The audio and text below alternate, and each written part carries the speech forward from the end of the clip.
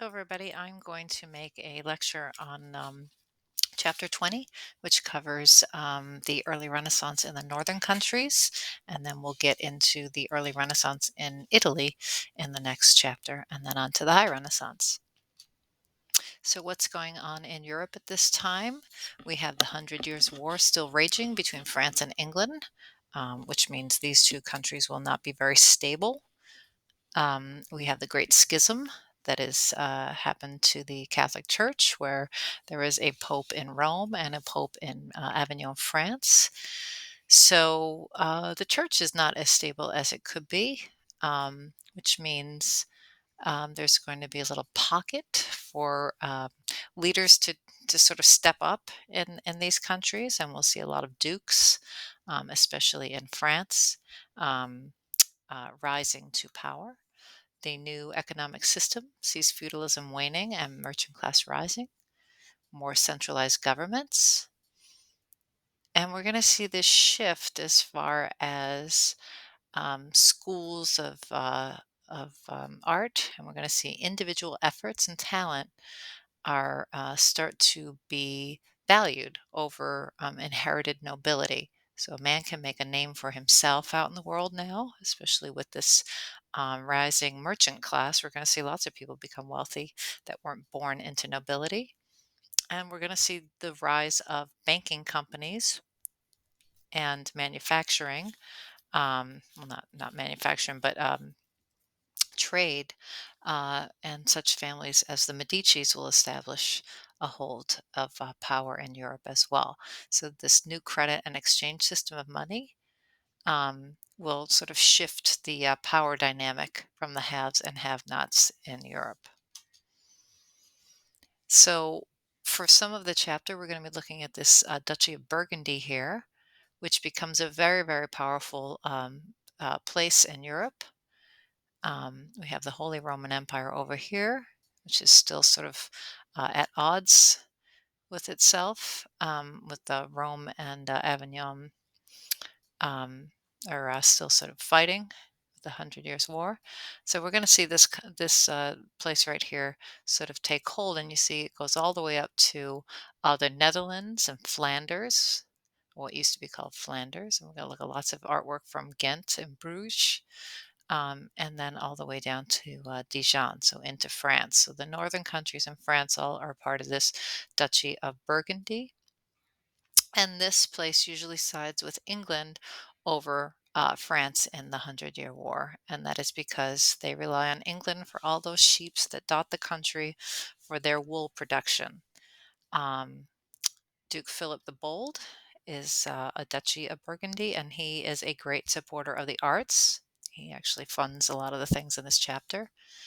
He's going to fund Chartreuse du Champmont, which is a charter house that he donates money to these Carthusian monks who are also sort of rising in power with this lack of control without a pope. So we're going to look at this Chartreuse de Chaumont, which is inspired by Saint Denis, who and one of the architects of the Louvre. Now, Saint Denis is the very first Gothic cathedral that was ever built. This is the Well of Moses by Charles Sluter.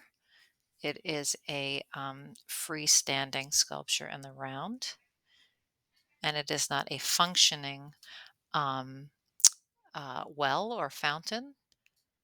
It is symbolic, and we have these huge life-size figures in their classical poses and garb, and very individualized portraits. In the Gothic age, large scale sculpture had gone away, and it really isn't until the late Gothic and the cathedrals that we will see the rise of full scale sculpture come back from ancient Rome. This fountain is called the Fons Vitae, which means the fountain of life. It actually had no water running because the monks, the Carthusian monks, take a vow of silence, and even the sound of the water was not allowed. These are Old Testament prophets shown as individual portraits. and they're inspired by the Gothic jam figures. I reviewed those in the last chapter, and the mystery plays. And here again, we see the naturalistic drapery and textures. And we're going to see this whole Flemish idea of the tangible and tactile things as an element of art that they very much seek. So here we have the individual portraits that are around the well. You see Jeremiah, the angel, and then here you have Moses, who is shown as horned. He's often shown with horns instead of rays of light. And the theory about this is it was a mistranslation of an old Hebrew text. The word for rays and horns is very similar. So somebody made a little mistake when they translated it. And sculptors kind of went with it and give Moses horns. I guess even Michelangelo gives his sculpture horns. And this was a thing in Gothic illuminations. There's a famous Moses with giant horns, actually. This is the portal or the front door of the Chartreuse de Chameau. And these are jam figures, if you forgot those from Gothic. That's figures that are attached to the sides of the front entrance, usually staying very column-like, but we have Mary here not being very column-like. She is a sculpture in the round with her flowing drapery. And this is very similar to the Mary at Saint Denis in Paris, the original Gothic cathedral. So this sort of loving scene with Mary and baby. This is a giant altarpiece, and we're not going to really look at detail in this one, but just to give some vocab, an altarpiece is the artwork that is usually behind the altar. And it is a lot of times hinged and has different compartments. We're going to have a diptych, which is two parts, a triptych, which will be three parts, and this is a polyptych, which has multiple hinges. So it folds, if you can see one, two, three, four, it folds into itself, and that means the back and the front are meant to be seen, whether it's closed or open. So both sides will have some kind of art elements to them. So really, we're going to look at the back of this retable, not the relief sculpture here, which is, it's great. We just have to sort of limit the amounts of things we look at in the chapter because there's so many. So these are the panels on the back. You can see this is the reverse shape, so it's on the back of it. And these are scenes of the infancy cycle of Christ and how Christ came to be. And they all, of course, involve Mary and her blue robe. And so Mary is shown throughout in her blue robe doing different things as separate parts of the story with the same characters. So let's look at these. Um, this artist attempts to represent the three-dimensional world. So we see the mountains and we have the architecture in perspective, but he's still clinging to this idea of the gold background from Gothic art, which usually indicated some kind of spiritual world rather than the real world. His halos are still flat circles. They never turn into discs or ovals, which circles do in perspective. And we have the Visitation and the Annunciation here on this part of the panel. The Annunciate, and we're going to try to remember what these scenes are because these are going to be repeated over and over again through the Renaissance. So when it's an Annunciation, that means the Archangel Gabriel is coming to Mary to tell her she's impregnant or she will be impregnated by the Holy Spirit. So here we have the angel and he's coming and he's telling Mary. And then the Visitation is when St. Anne and St. Mary visit each other, and each of them is pregnant.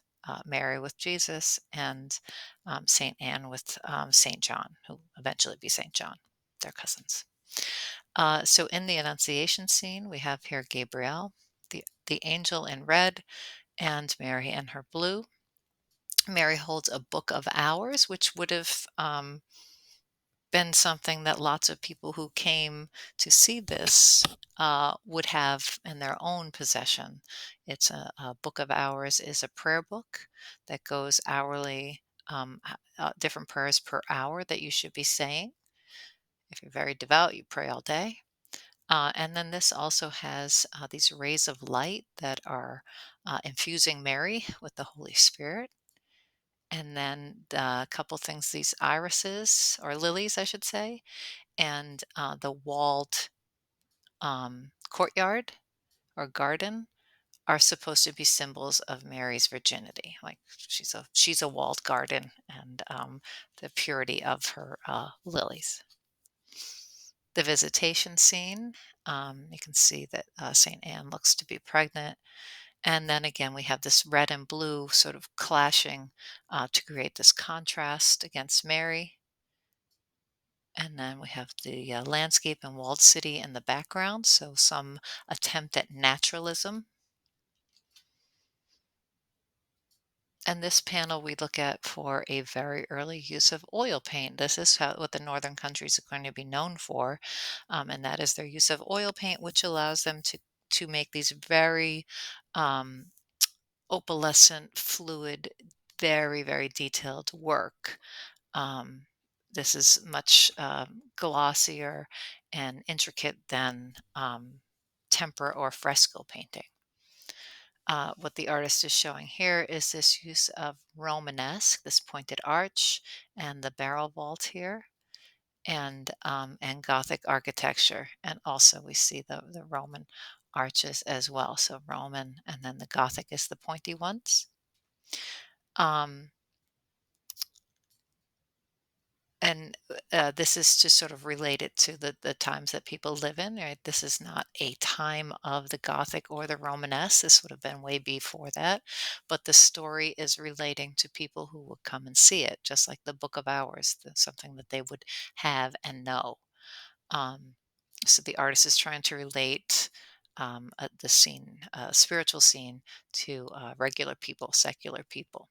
And then we have this landscape here with this mountain and this city in the background. So some desire to show a real space, but we call this more like intuitive perspective, where as things get further, they get smaller, and that makes sense. We understand that intuitively. But you can see as far as the angles, the linear perspective is not quite accurate. In this scene here is the flight from Egypt. This is when King Herod, says he's going to uh, kill Jesus, the baby. He's lives in fear of him. He's threatened by him and his power.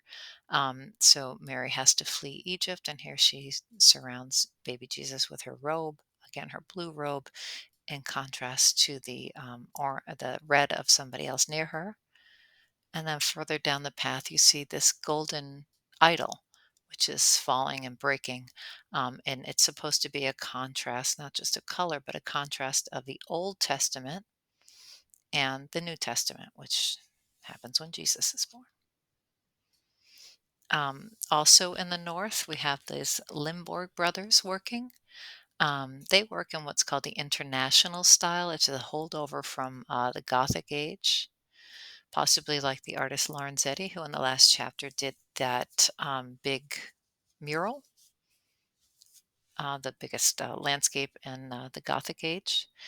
The Limburg brothers are from the Netherlands, and they moved to Paris around 1402.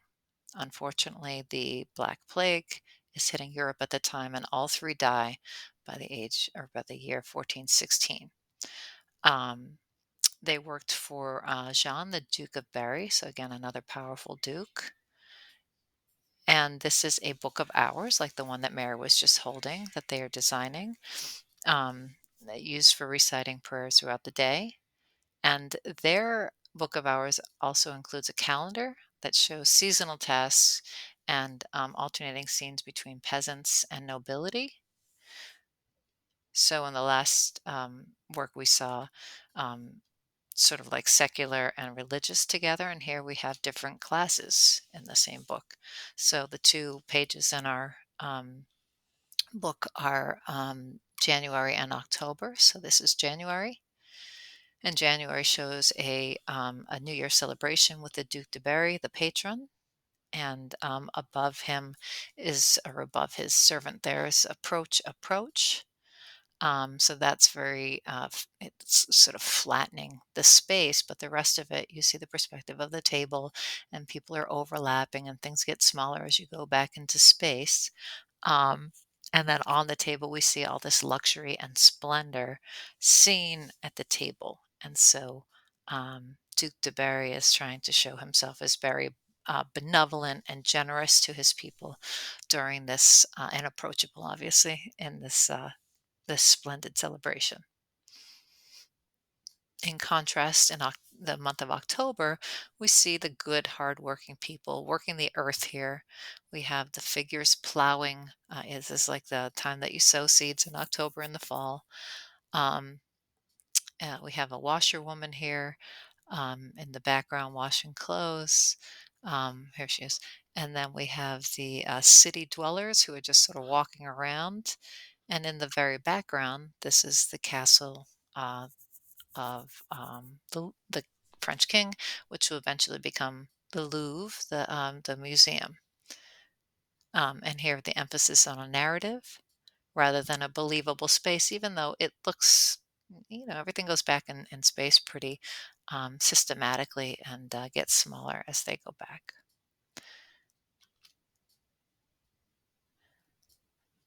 And we have this new interest in showing modeled or rounded, shaded figures moving freely in 3D space. Here you can see the washerwomen a little closer there. So people, um, doing their labor, doing their work versus the rich and wealthy celebrating. But throughout it, let me put these all together. You can see that they tie in all the colors. This is similar to the panels before this, where you have the same color scheme sort of dotting through the whole thing, leading the viewer through the work.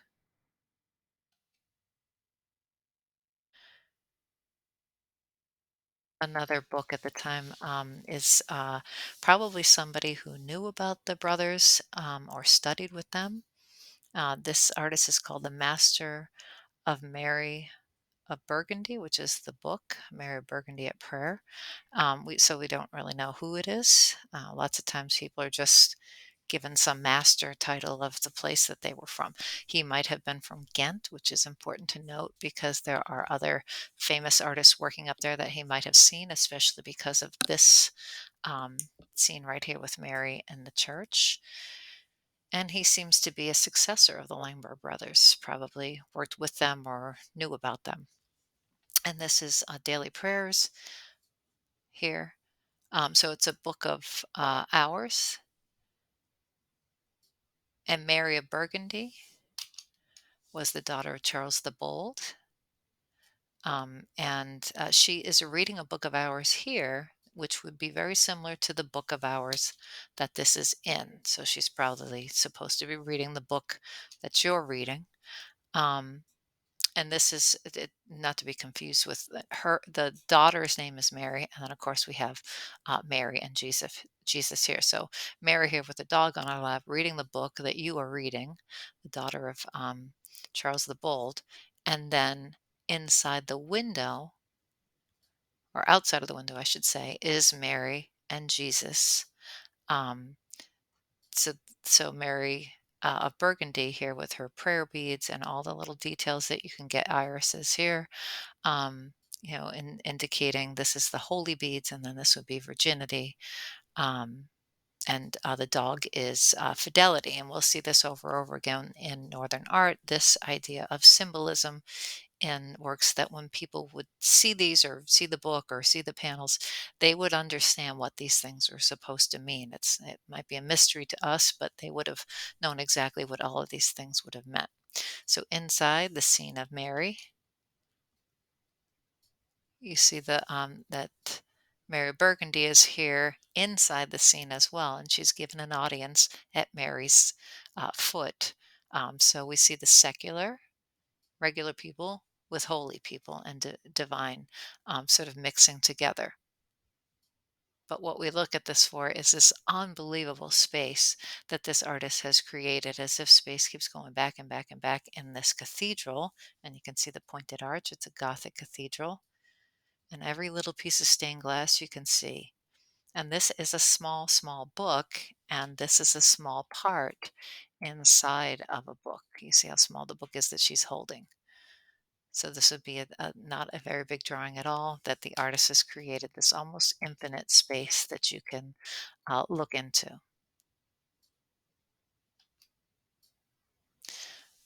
This is the Marode altarpiece by, he's usually called Robert Campin, but sometimes he's called the Master of Flamel because it's not known for sure. This is by Robert Campin or the School of Robert Campin.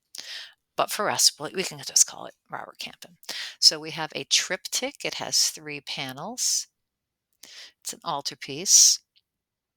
And you can see the wooden frame here. That's not really part of it. It's just hinged on there. And there are 3 separate things happening here. On the 2 outside panels, we have on the left the donors, the people who paid for the Marode altarpiece. And you see a door and a space, and this is typical um, northern architecture here. And they're here looking inside the door, kneeling in prayer, because they are witnessing this scene, which hopefully you notice is the Annunciation. It is Gabriel visiting Mary, who reads her book of hours, her prayer book. And on the other scene on the right seems to be a workshop. And that workshop is Joseph's workshop. Joseph the carpenter, Jesus his father. And we have here all of his things. And on the table, we have a mousetrap. And on the window outside, we also have a mousetrap. And then a city, probably the city of Ghent or Bruges, one of the northern cities. And in the center panel, we have the Annunciation. So we have Gabriel visiting Mary. And we see again the lilies. We have the book, the open book for prayer. She holds her book. We have a candle that has been blown out. We have lots of other little details. We have this little figure here on the rays of light coming through the window straight towards Mary. A little baby holding a cross. And this, of course, is the foreshadowing of the whole life cycle of Christ, baby to death. Then we see this pot, which is also a sign of purity. But notice this shadow here. These are tiny little details. Um, Robert Campin gets every single little detail. We notice all the highlights and texture of the hair, and then all the symbols that he hides. So the candle going out is a foretelling of the life of Christ. Is, it's a reminder of death, purity, religion. And then the mousetrap is said to symbolize the idea of catching the devil. And the one outside on the windowsill, I'll go back and show you that one. It's because this is what people would do if they had a wood shop and they sold things. They would put something outside to sort of draw people in to buy it. So um, that's what that's for. So this idea of um, symbolism, and here's the lion that is Saint Mark. Symbolism all brought to you because of this idea of oil paint can make the tiniest little details, and not just that, it can be, so luminous and have the light hitting it in the smallest way. And the northern artists really did seem to love this. And the other, I said this before about the tactile or the textures, rather than having them look like it's in realistic space, they just look very real because of the textures and the highlights um, that they have. Because when you look at the whole thing, the space is far from realistic. The whole room seems to be totally tilted. It's a very odd perspective we're looking at. And one of the great reasons why is so that we can see everything right on top of the table. He's tilted the table up. And way in the future, we're going to look at an artist called Cezanne, Paul Cezanne. Um, who worked around the same time as Van Gogh, he'll do the same thing. It's the easiest way to show a still life on a table or the things you want people to see is to tilt the table up so that they can see it rather than overlap things realistically in space. Some things about this is a triptych. It may have been painted on spec, meaning the artist started it and then tried to sell it and add people in as needed. So we do know the wife is dated at a later time, adding on. They X-ray these paintings and things like that. The attribution, we're not sure if it's Robert Camp, and I already said that. The outside panels may even be from a different time. So Robert Campion may have been painting the scene of Mary and then added the two panels. When he finally got somebody to buy it, he added in the donors and then he had to offset it with the panel on the right. So he added Joseph. And we do have a mixture of secular and divine. The donors are looking in on the scene. And we do have this obsession with details to make things look like they're realistic. Probably the most famous person working at this time is Jan van Eyck, a Flemish artist, and he worked in the town of Ghent, where he was from. And this is the Ghent altarpiece. Van Eyck was the court painter for Philip the Good, who was the Duke of Burgundy after Philip the Bold. And this was begun by his brother Hubert, um, but Hubert got a much bigger commission and left it, and Jan van Eyck took over and made it. This is a gigantic altarpiece. It is 12 feet tall, and this is the closed part of it. And then when it opens, there's a whole other panel and inside panels to look at. The donors are a diplomat and his wife, and you see them here. Donors are often included on altarpieces. Then we have these statues here of St. John the Evangelist and St. John the Baptist. And these are painted in what we call grisaille, which means it's just in gray. Grisaille means gray. It's grayscale to make them look like they are sculptures. And then hopefully you recognize now that this is the Annunciation. We have Gabriel and Mary. And Jan van Eyck has spread them out and had the filler with space here because he has extra panels. Um, and then up here we have these sibyls who are really Greco-Roman mythological figures who they are like future tellers. They're seers. Um, there they are there. So they're looking down on the scene, and you see this one's actually pointing the what's going to happen. And we know what's going to happen. They're foretelling, the life of Christ. And this is when the panels are open. You can see this is the inside of the side panels and then the middle panels here. And Van Eyck has conveniently put his name on it. So this can be used in a test and you can see who did it. So here we have, you probably notice this is Adam and Eve. We have angels singing and angels playing over here. So music around them. We have Mary, John the Baptist, and then we have God here. And then down here we have the adoration of the Lamb. And then we have all these people coming in to see this scene. So these are all sort of broken up into like this would be one scene here, Adam and Eve on the outsides. And then this is all one big scene on the bottom part. And this is what it says around God here. This is God, all powerful in his divine majesty, of all the best, by the gentleness of his goodness, the most liberal giver, because of his infinite generosity. And I put this in here because this is a good change for messaging for the church. They had this threat of hell that was happening in the Romanesque. We had the promise of Mary's salvation in the Gothic, and now we have this very benevolent, welcoming picture of God. Of course, Mary's still in her blue robe here, and this idea of this, sort of complementary colors, or I should say, the primary colors, sort of contrasting against each other is prevalent throughout Northern art. So here's the bottom. We have the lamb with the blood coming out. That was, of course, symbolizing the death of Christ or the sacrifice of Christ. His father sacrifices his son. We have the fountain of life, like the sluter that we looked at. And then we have all these things coming, this procession of hermits, pilgrims, knights, and judges.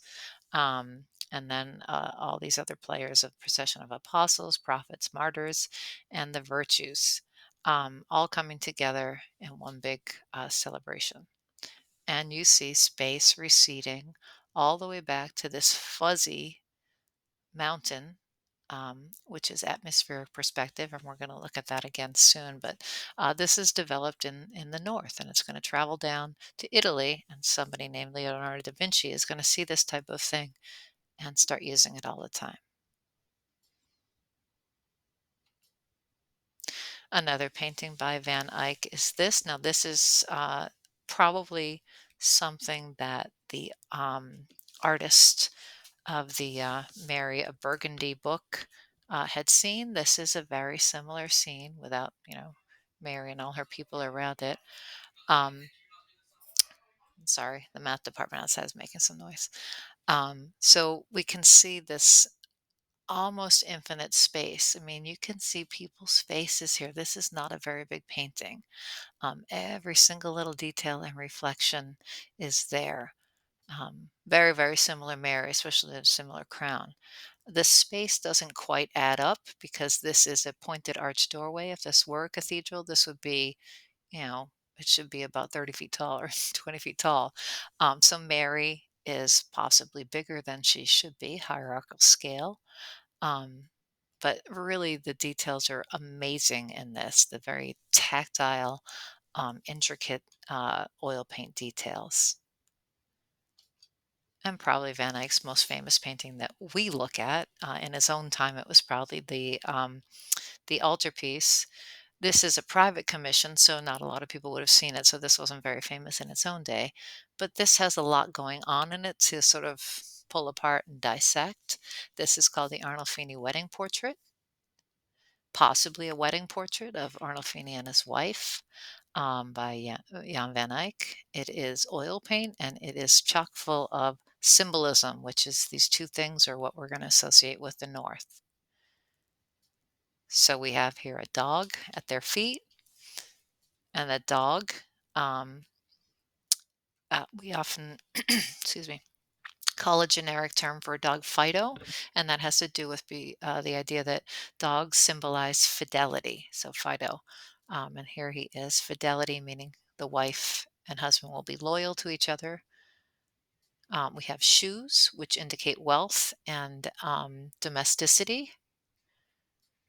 We have the husband holding up his hand as if he is taking a vow. They're holding hands, and she holds up her dress, which is sort of a style of the day, but also she looks like she's indicating pregnancy, possibly.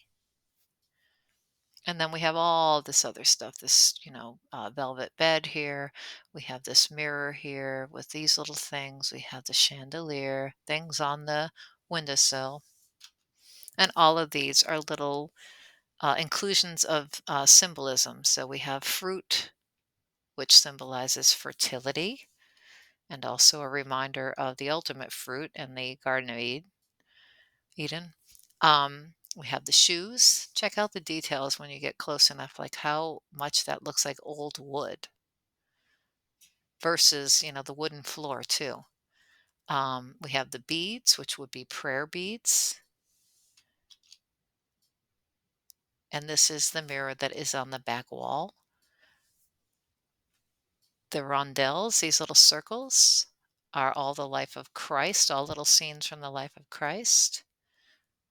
And you can see how intricate these beads are.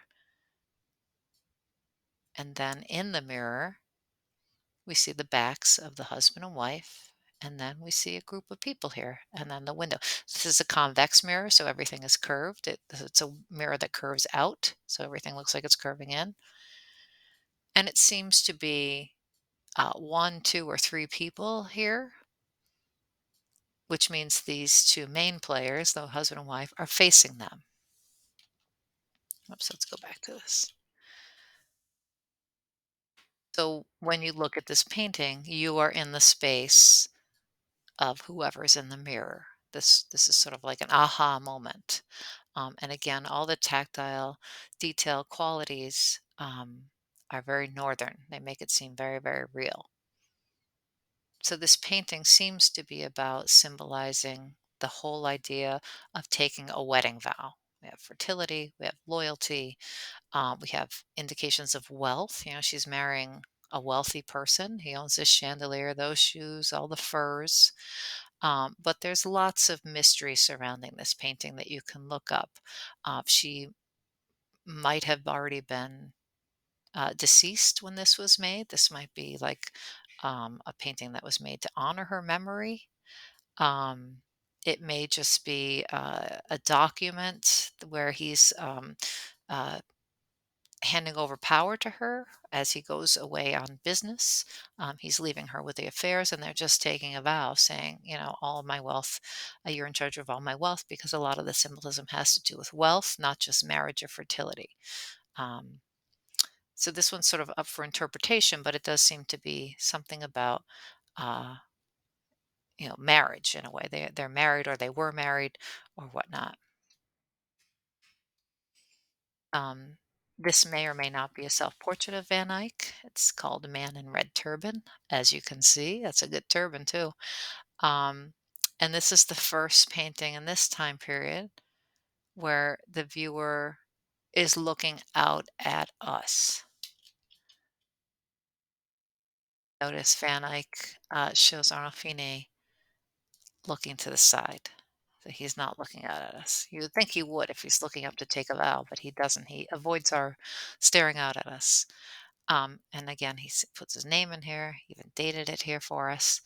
Um, so we have this inscription, and it also says, as I can in the inscription. So if that means it might be up here, it might be a self portrait.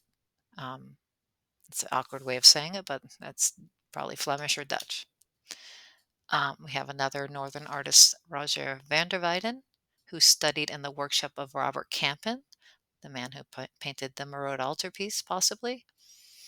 And van der Weyden is famous for his portraits, likenesses.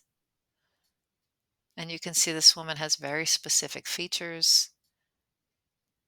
She looks like she would be someone, where Arnolfini kind of looks like a generic person. And van der Weyden is also known for his dynamic compositions. This is called the deposition scene. A deposition is the scene where Christ is taken off the cross after he has already died, after being crucified.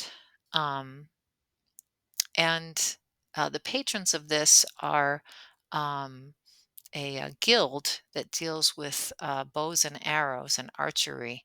And so they are sort of symbolized here in the corners. And then we have the figures sort of all in a curved shape, like a bow. And again, with the reds and the blues and the greens sort of like alternating through the work of art.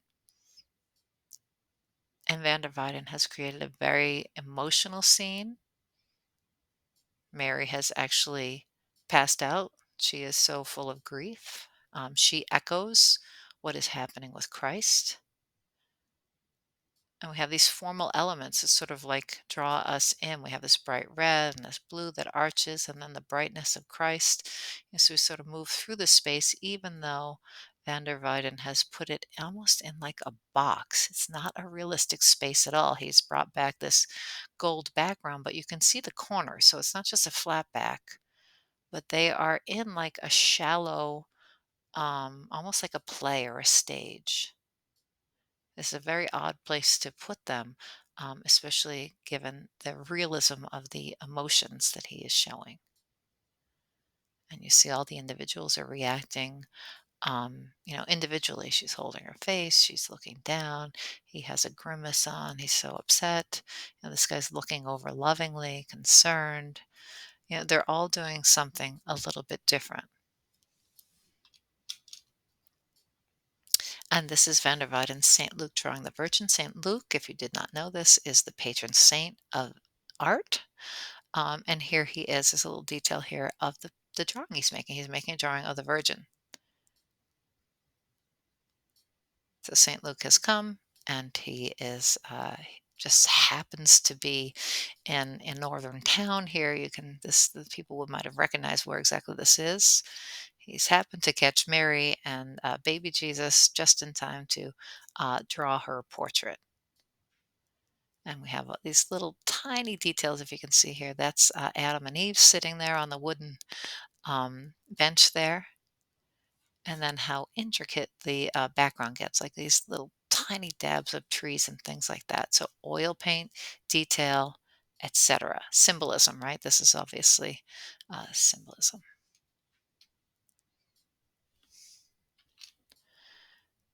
Over to Derek Boats, another altarpiece. And I'm going to eliminate some of the later stuff in the chapter. I have to kind of choose the things that I know are going to be relatable to future things, such as the Last Supper. We're definitely going to look at a Last Supper in the future. So here we have the Last Supper scene in the middle, and then we have these scenes on the outside panels. But let's look at this scene. Oops, let's yeah, look at the scene here. So we have this room. It's very much like Campion's Maraude altarpiece, where the whole thing is tilted up, except he has used um, one point perspective. And I'll show you that. We have the pointed arches of the Gothic age here and here. And then we have all the players. The Last Supper is when Jesus says to his apostles, "One of you will betray me," and it is Judas. Um, and he's just announced this.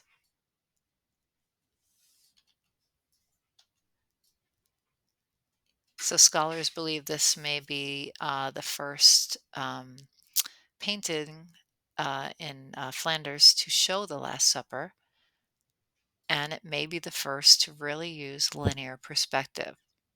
So all their orthogonals, which are the points that you connect to the vanishing point, seem to converge to a place above Christ's head. This is an old textbook here. So perspective, this is a thing the Italians um, will invent, but we see it being used here as well. Like other artists, obviously, are experimenting with this. And when we get to that, I'll tell you that there's plenty of other cultures who have been using perspective long before the Italians. We'll get to it. So, first Last Supper, first one point perspective, oil paint, details, northern. This is Petrus Christus, which is this is a goldsmith in his shop, and this is to show that guilds are becoming very wealthy, the merchant class, and they are commissioning art. And if you're in the north, though, you're still going to have some kind of symbolic thing. So this is showing a couple that is buying rings, wedding rings, and of course it's the goldsmiths guild, so that's why they're doing that. It's showing all his gold, and they're picking out. This guy looks pretty skeptical about whatever she's picking out. And then we have some symbols here. We have this little thing that would hold the Eucharist, the wafer for the Catholic ceremony, and then we have this uh, betrothal, well, ribbon. It's called a girdle, but it's really a ribbon which you would wrap around your dress like this when you were getting married. The whole thing seems to focus on the goldsmith's profession. And then we have another of those convex mirrors, like in the Arnolfini wedding portrait, but this one faces outward, so that this would be, say, it's like supposed to, or like we're looking in a window here at the shop. And so these people here are outside of the window where we are, looking in to the shop like we are. So this play of real space and reflected space. And speaking of which, check out the unbelievable reflections on these things here.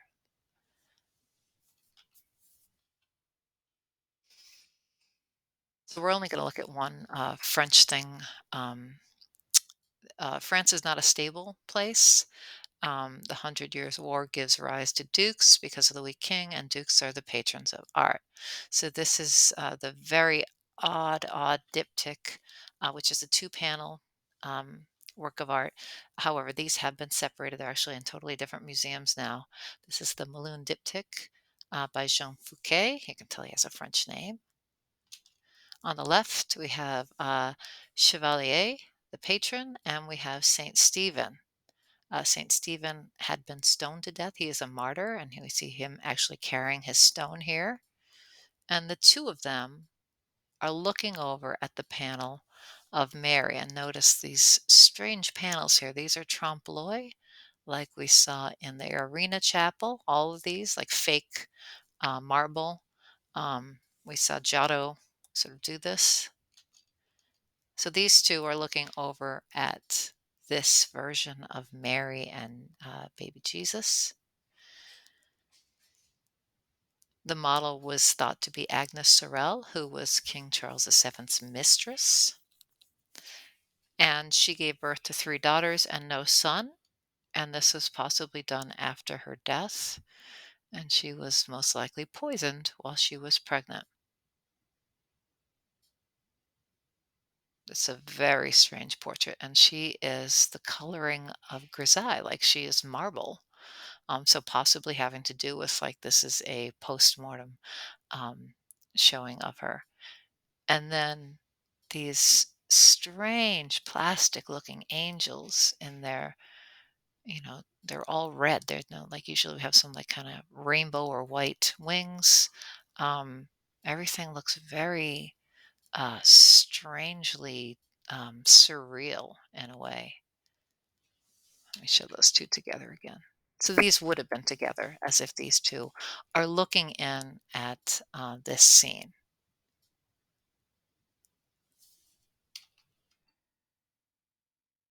And the last things we'll look at in this chapter are this idea of reproductions in graphic art.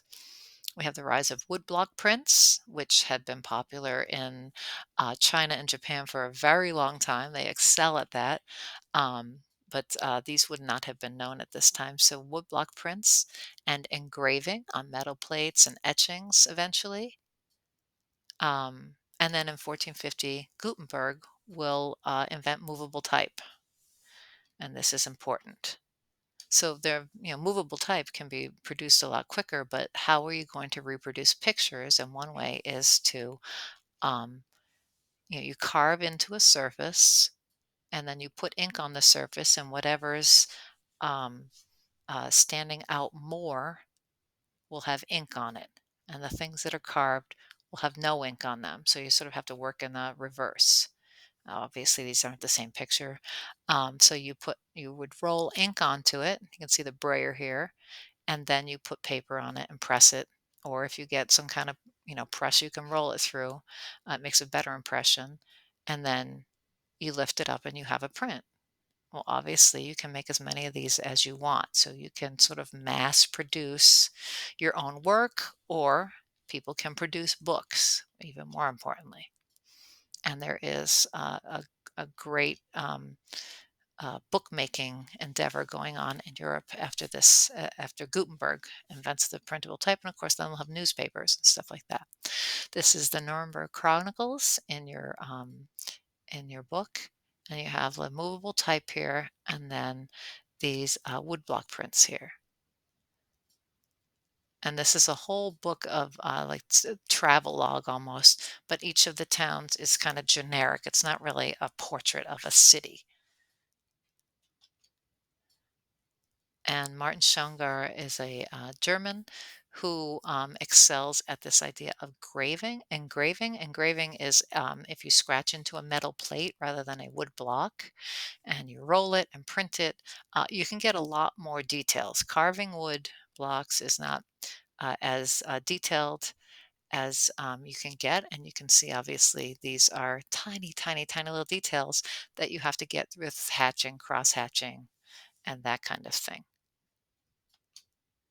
And this is also called intaglio. So here's the metal plate that will be scratched in, and the same process with the wood, but usually you roll this into something, and here's an old-timey workshop where this guy is showing um, some little guys how to do intaglio. Whoops.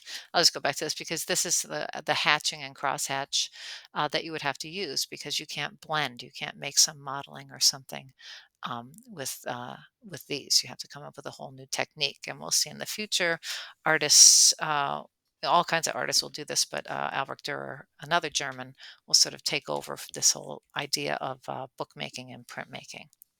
All right, well, that's it for this chapter. I will make another video for the chapter 21.